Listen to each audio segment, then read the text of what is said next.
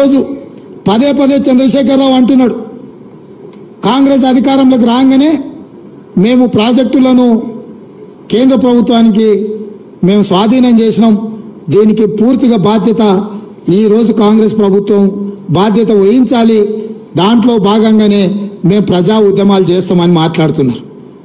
నువ్వు ప్రజా ఉద్యమాలు చేయడానికి ప్రజల దగ్గరకు పోతే చెప్పు తీసుకొని కొడతారు. ఎందుకు అని అంటే మొత్తం పాపాల బైరోడివే నువ్వు, మొత్తం ఇంత కథ కాగితాలు ఉన్నాయి ఇక్కడ, ఇంకా చాలునే కొన్ని మన క్రోడీకరించి కొన్ని తెచ్చిన. అదేవిధంగా మేము వచ్చిన తర్వాత జరిగిన మీటింగ్లో స్పష్టంగా మేము ప్రాజెక్టులు మాకు నీటి కేటాయింపులు పూర్తిగా 50% నీళ్లు కేటాయించి మా హక్కులు మొత్తం మాకు నికర జలాలు కేటాయించినాకనే ప్రాజెక్టులను హ్యాండ్ ఓవర్ చేశాని చర్చ జరుగుద్ది, లేకపోతే దానికి ఒప్పుకునేదే లేదని మా అధికారులు స్పష్టంగా చెప్పారు. ఇదే కాదు, షెకావత్ దగ్గరికి నేను ఉత్తమ్ కుమార్ రెడ్డి గారు జాతీయ ప్రాజెక్టుల కోసం పోయినప్పుడు చర్చ వస్తే కూడా స్పష్టంగా చెప్పినాం, కృష్ణా నది మీద గోదావరి నది మీద తెలంగాణ రాష్ట్రానికి రావాల్సిన నీటి కేటాయింపుల మీద స్పష్టత వచ్చినాకనే ప్రాజెక్టులను అప్పజెప్తాము. అప్పటి వరకు ఈ ప్రాజెక్టులను అప్పజెప్పడం అనే చర్చ అసంపూర్తి చర్చ. ఈ చర్చలు జరిగినా ప్రయోజనం లేదు, శాశ్వతంగా అన్ని సమస్యల్ని పరిష్కరించండి. ఇదే కాదు, మహారాష్ట్ర కృష్ణాలో ఉన్న కృష్ణానది మీద ఉన్న ప్రాజెక్టులను కూడా బోర్డు పరిధిలోకి పట్టుకరండి.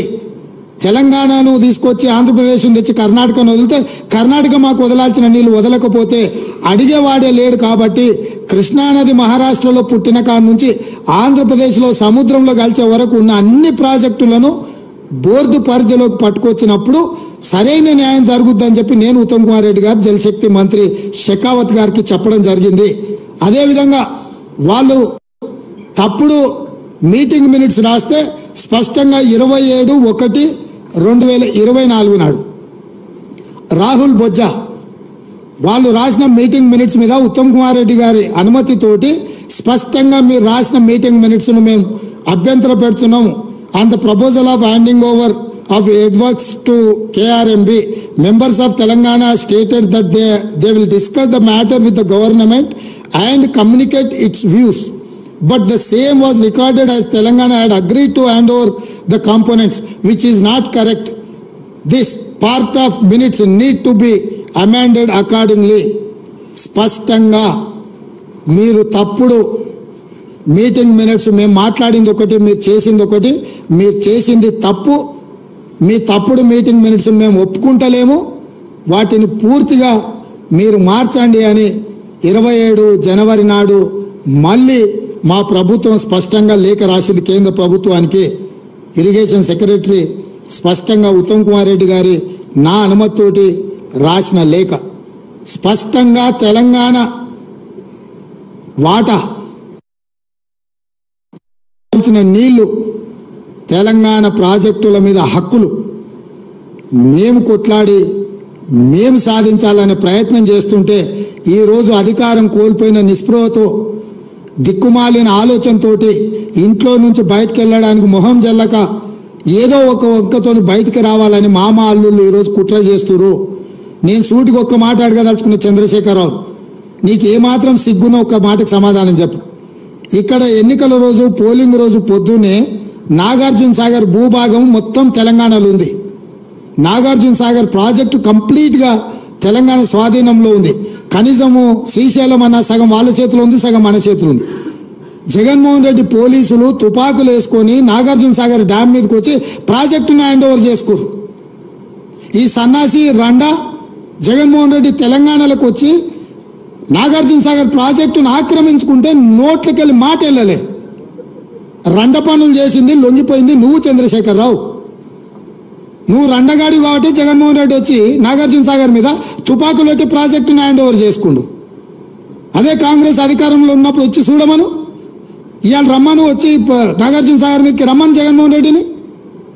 నువ్వు రండగాడివి, జగన్మోహన్ రెడ్డికి ప్రాజెక్టును తాకట్టు పెట్టి తుపాకులు తీసుకొని వచ్చి నాగార్జున సాగర్ డ్యామ్ను ఆక్రమించుకుంటే పల్లెత్తు మాట మాట్లాడలేదు.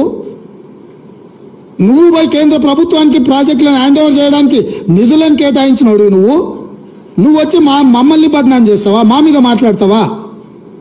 వాస్తవాలు ఇట్లుంటే అబద్ధాలతోని అధికారం కోల్పోయిన నిరాశ నిస్పృహలతోటి ఈరోజు మమ్మల్ని బదనాం చేసే కార్యక్రమం పెట్టిను. అందుకే నేను సూటిగా ఈ ఆధారాలు మీ ముందర చెప్పి మీ ముందర మాట్లాడితే రేవంత్ రెడ్డి సెక్రటేరియట్లో సమావేశం పెట్టి చాలా మాట్లాడిండు. ఆయన కథ ఏంది, ఆయన కమామీస్ ఏందని ఆయన మాట్లాడతాడు. అందుకే నేను సూటిగా ఈరోజు మంత్రివర్గ సమావేశం అవుతుంది. అసెంబ్లీ సమావేశాలు ఎప్పటి నుంచి ఉంటాయో సాయంత్రం వరకు మీకు చెప్తాము. అసెంబ్లీ సమావేశాలల్లో వైట్ పేపర్ ప్రాజెక్టుల మీద రిలీజ్ చేస్తాం. ప్రాజెక్టుల హ్యాండ్ ఓవర్ మీద చర్చ పెడతాం. 48 గంటలు నువ్వు కోరుకుంటే ఇంకెక్కువ కావాలన్నా తలుపులు మూద్దాం, భోజనాలు అక్కడనే పెడతాం, బట్టలు తెచ్చుకో, మేము వస్తాం. మామ అల్లుడు మీరు ఇద్దరు రాండి, లేకపోతే ఎంబడి కొడుకుని తెచ్చుకోరు, అవతల మీ బిడ్డ ఉంటే ఆమెను కూడా ఉమ్మడి సమావేశాలు పెడతాం. ఒకవేళ చర్చ చేద్దామంటే శాసన మండలి శాసనసభ ఉమ్మడి సమావేశాలు ప్రత్యేకంగా ప్రాజెక్టుల మీద జలాల మీద చర్చ పెడతాము. మాకెవ్వరు లేరు, నేను మా ఉత్తమ్ కుమార్ రెడ్డి గారు ఇద్దరమే మాట్లాడతాం. సంబంధిత శాఖ మంత్రిగా వారు మాట్లాడతారు, ముఖ్యమంత్రిగా నేను మాట్లాడతా. చంద్రశేఖరరావు, హరీష్ రావు, తారక రామారావు, కవితారావు నలుగురు మీరు ఒకరి తర్వాత ఒకరు అలచిపోకుంటే ఎంతసేపు అయినా మాట్లాడదాం, చర్చ చేద్దాం.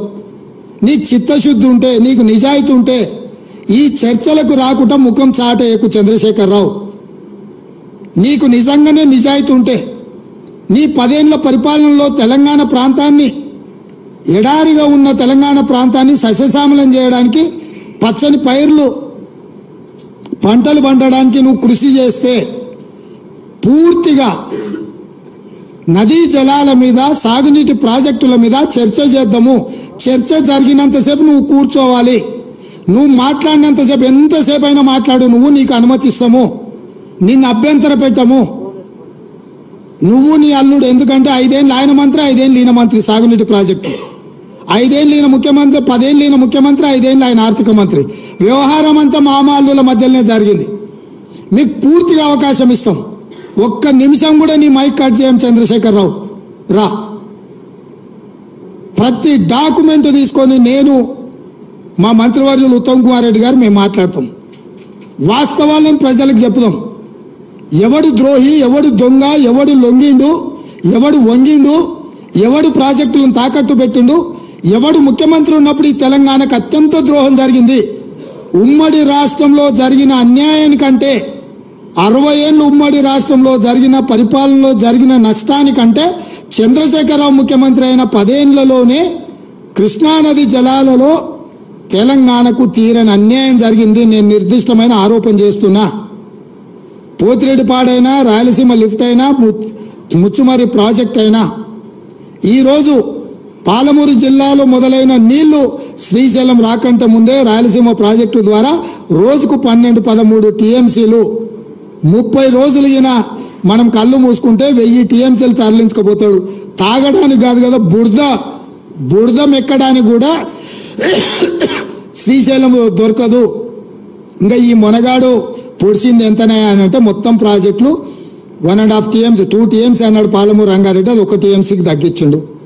1/2 టీఎంసీ కల్వకుర్తి, 1/4 టీఎంసీ ఎస్ఎల్బిసి, అన్ని కలిపితే రోజుకు 2 టీఎంసీలు కూడా మనం తెచ్చుకునే పరిస్థితి లేదు. ఈరోజు పాలమూరు రంగారెడ్డి, కల్వకుర్తి, ఎస్ఎల్బిసి అన్ని ప్రాజెక్టులు లెక్కగట్టి నిజంగా అవి పూర్తి చేసి 100% ఆ నీళ్లు మనం ఒకవేళ తెచ్చుకుంటే శ్రీశైలం కంటే ముందుగాల మనం తీసుకోగలిగిన నీళ్లు బిలో 2 టీఎంసీ, వాళ్ళు పర్ డే 13 టీఎంసీ. మన ఉమ్మడి ప్రాజెక్టులు మన దగ్గరికి రావాల్సిన పని లేదు. వాడు ధైర్యంగా మన దగ్గరకు వచ్చి మన ప్రాజెక్టును స్వాధీనం చేస్తున్నాం. అవతల ఇప్పుడు పోతిరెడ్డిపాడో లేకపోతే రాయలసీమనో ముచ్చుమారి దగ్గరికి మనం పోయి ఆపగలుగుతామా? 12-13 టీఎంసీలు పర్ డే తరలించకపోతే వారం రోజులు చూడనట్టుంటే 100 టీఎంసీల నీళ్లు మాయమైపోతాయి. 100 టీఎంసీల నీళ్లు పోయినాక ఏం బురదమెక్తావా? ఇవాళ అవతలున్న ప్రాజెక్టులు ఎట్లా పాలనో చెప్పమని చంద్రశేఖరరావు. 10 ఏళ్ళు గాడిదలు కాసిండా చంద్రశేఖరరావు? 12-13 టీఎంసీల నీళ్లు తరలించకపోవడానికి ప్రాజెక్టులు జగన్మోహన్ రెడ్డి కడుతుంటే, చంద్రబాబు నాయుడు కడుతుంటే అడ్డుకోవాల్సింది, కేసులు వేయాల్సింది, ధర్నాలు చేయాల్సింది, నిరసన తెలపాల్సింది, జంతర్ మంతర్లో ఆమరణ నిరాహార దీక్ష చేయాల్సింది వదిలేసి కేంద్ర ప్రభుత్వానికి ఫిర్యాదు చేసి ప్రాజెక్టులను ఆపించే పని చేయకుండా ప్రగతి భవన్లో లేకపోతే ఫామ్ హౌస్లో వండుకొని ఇవాళ ఆయన నల్గొండ జిల్లాకు పోయి నిరసన తెస్తాడంట. నల్గొండ జిల్లాకు నిరసన కంటే ముందు అసెంబ్లీకి రా, అసెంబ్లీలో చర్చ చేద్దాం, ఇవన్నీ ప్రజలకు చెప్దాం, తారీఖులతో సహా ఏ రోజు ఏ ప్రాజెక్టులు మొదలైనవి, ఏ ప్రాజెక్టులు పూర్తయినాయి, ఎవడు ద్రోహి, ఎవడు తెలంగాణను ముంచింటూ, ఎవడు తెలంగాణ ప్రజల్ని వంచిండో 100% ప్రజలకు వివరిద్దాము. నేను మళ్ళీ సూటిగా చంద్రశేఖరరావుకు సవాల్ విసురుతున్నా, రేపు రాబోయే బడ్జెట్ సమావేశాలలో 2 రోజులు వైట్ పేపర్తో సహా ప్రాజెక్టుల మీద, స్వాధీనం చేసే విషయాల మీద చర్చ చేద్దాము. 2 రోజులు సరిపోలేదంటే అదనంగా కూడా చర్చ పెడతాము. చర్చ పూర్తయ్యే వరకు నువ్వు అసెంబ్లీలో కూర్చోవాలి. కాలు నొప్పి, కంటి నొప్పి, పంటి నొప్పి అని ఇంట్లో వండుకొని నువ్వు నాటకాలు వేస్తే నీ నాటకాలను ప్రజలు గమనిస్తలేరు అనుకోకు చంద్రశేఖరరావు. నీకు ఆడ నొప్పి లేస్తుందో మాకు తెలుసు, అధికారం పోయిన తర్వాత నీ నొప్పి ఆడలేస్తుందో తెలంగాణ ప్రజలకు తెలుసు. కాబట్టి వీటన్నిటిని దృష్టిలో పెట్టుకొని ప్రజల్ని కేసీఆర్ మళ్ళీ గందరగోళపరిచి మోసం చేయాలని నాటకాలు ఆడుతుండ్రు. నిన్న మన కొడుకు అల్లుడు బిడ్డ మాట్లాడారు, చిన్నగా చూస్తున్నాడు, చిన్న రంగంలోకి ఎట్లొస్తే బాగుంటుందని. నువ్వు రావాలి, చర్చ చేయాలి, మేము సిద్ధంగా ఉన్నామని చెప్పి మీ ద్వారా చంద్రశేఖరరావుకు తెలియజేస్తున్నాం.